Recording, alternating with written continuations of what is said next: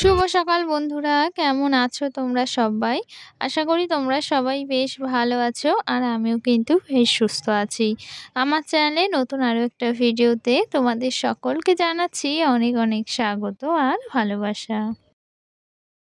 আর আজকে সকালের ব্লগটা কিন্তু আমার এই সুন্দর সুন্দর গাছগুলো তোমাদের সাথে শেয়ার করছি। এটা দিয়ে কিন্তু আজকে সকালের ব্লগটা শুরু করছি।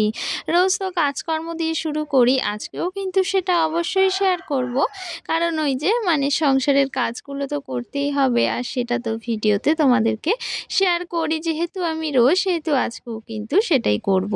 তবে সকাল সকাল আজকে কিন্তু এই যে সবুজের সবুজ চারিদিকে যে গাছগুলো রয়েছে সেগুলোই তোমাদেরকে দেখাচ্ছি। আর আমিও কিন্তু বেশ ভালো লাগছে আমার এই যে এই গাছগুলো একটু ধরে ধরে দেখছিলাম। দেখো বেশ কতটা সুন্দর হয়ে উঠেছে গাছগুলো, ভীষণ ভালো লাগছে কিন্তু।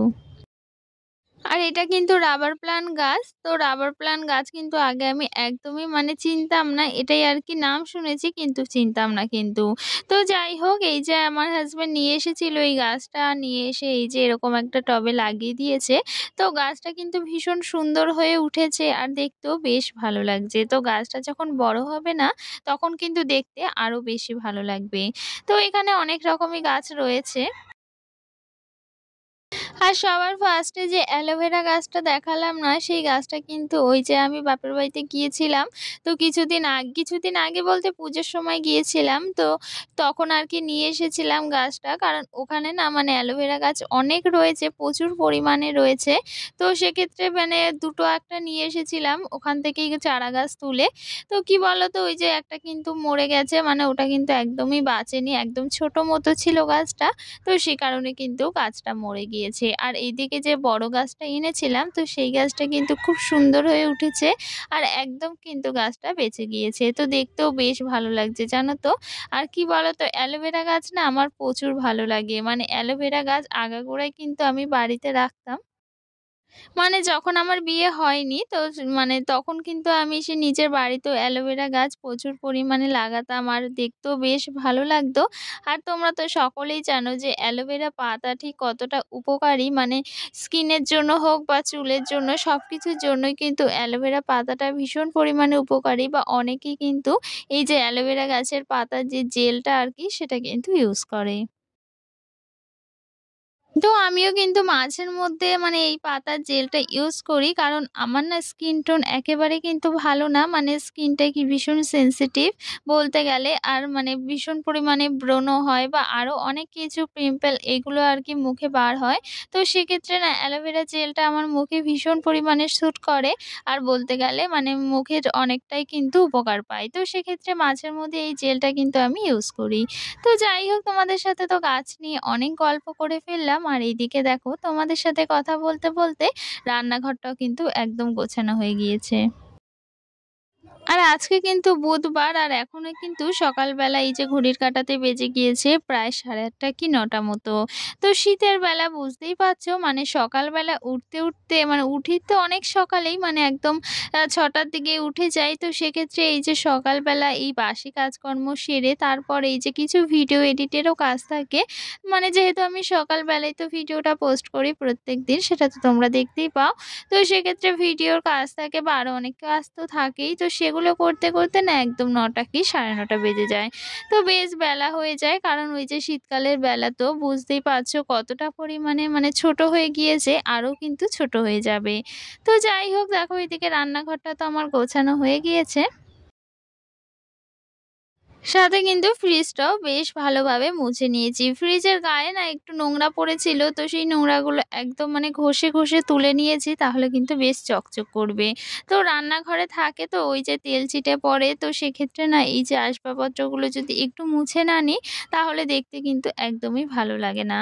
আর এইদিকে ঘরের বিছানাটাও গোছাতে চলে এসেছি, যেটা আমি সকালবেলা একদম গোছানোর সময় পাইনি। তো সেক্ষেত্রে কিন্তু ওই যে রান্নাঘরটা একদম পরিষ্কার করে নিয়েছি আর তারপর কিন্তু ঘরটা গোছাতে চলে এসেছি।